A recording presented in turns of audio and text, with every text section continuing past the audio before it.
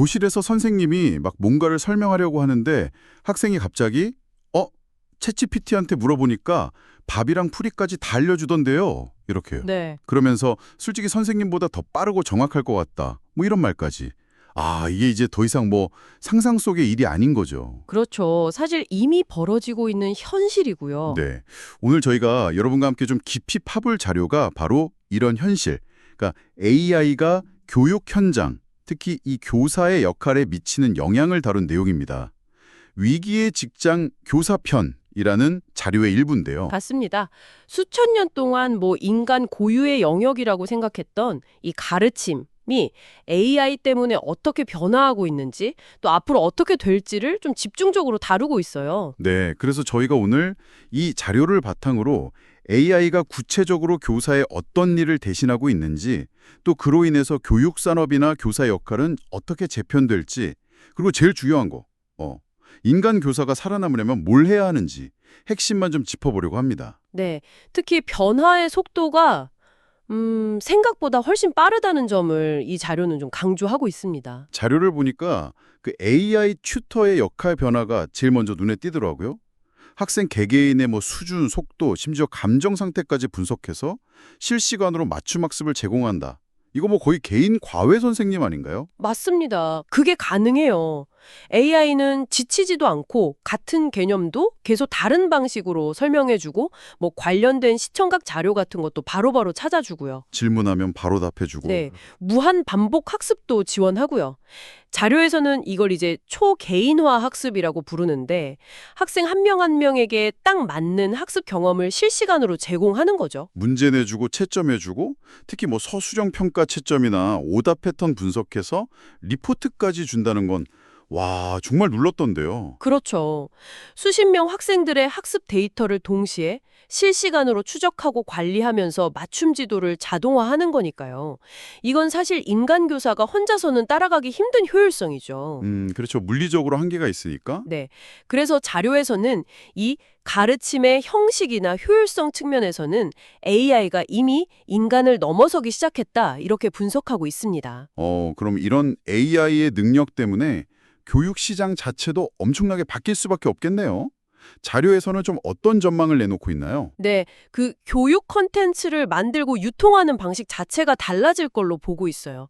굉장히 개인화된 그런 교육 콘텐츠를 제공하는 대형 온라인 플랫폼이나 에듀테크 기업들 중심으로 시장이 재편될 가능성이 크다는 거죠. 학교 밖에서요? 네, 학생이 더 저렴하고 편리하고 그리고 자기한테 딱 맞는 교육을 학교 밖에 어떤 AI 플랫폼에서 찾으려는 경향이 강해질 수 있다는 겁니다. 그럼 자연스럽게 교사의 역할도 달라지겠네요? 단순히 지식 전달하는 역할의 비중이 줄어든다면 교사는 그럼 뭘 해야 할까요? 자료에서는 이제 교사가 지식 전달자 역할에서 학습 촉진자나 코디네이터 같은 역할로 바뀔 거라고 예측합니다. 학습 촉진자요? 네. 그러니까 AI 시스템을 좀 효과적으로 활용하고 또 AI가 분석해준 학습 데이터를 잘 해석해서 학습 방향을 잡아주고 그리고 무엇보다 중요한 게 학생들의 어떤 정서적인 부분, 사회성 발달 같은 것들을 지원하는 역할이 더 중요해진다는 거죠. 아, AI랑 협력해서 학습 환경을 만들고 좀 인간적인 부분을 채워주는 조력자가 되는군요. 맞습니다. AI 기반 학습 환경의 설계자이자 조력자, 이런 역할이죠. 근데 이게 모든 교사에게 다 기회가 되는 건 아닐 것 같아요. 방금 말씀하신 것처럼 AI가 잘하는 정형화된 지식 전달, 이런 거 위주로 하던 역할은 좀 축소될 수밖에 없어 보이는데요? 정확하게 보셨습니다. 자료에서도 그 AI로 대체 가능한 영역에 머무는 교사의 수요는 줄어들고 교육 시장 안에서도 양극화가 심해질 수 있다. 이렇게 경고하고 있어요. 양극화요? 네.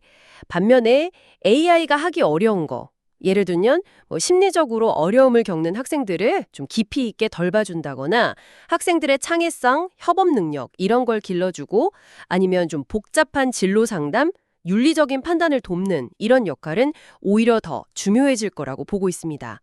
고위험군 학생 케어 같은 것도 포함해서요. 결국에는 인간 교사만의 강점, 그걸 찾아야 하는 건데 자료에서 제시하는 생존 전략, 이걸 좀 더 구체적으로 짚어주시겠어요?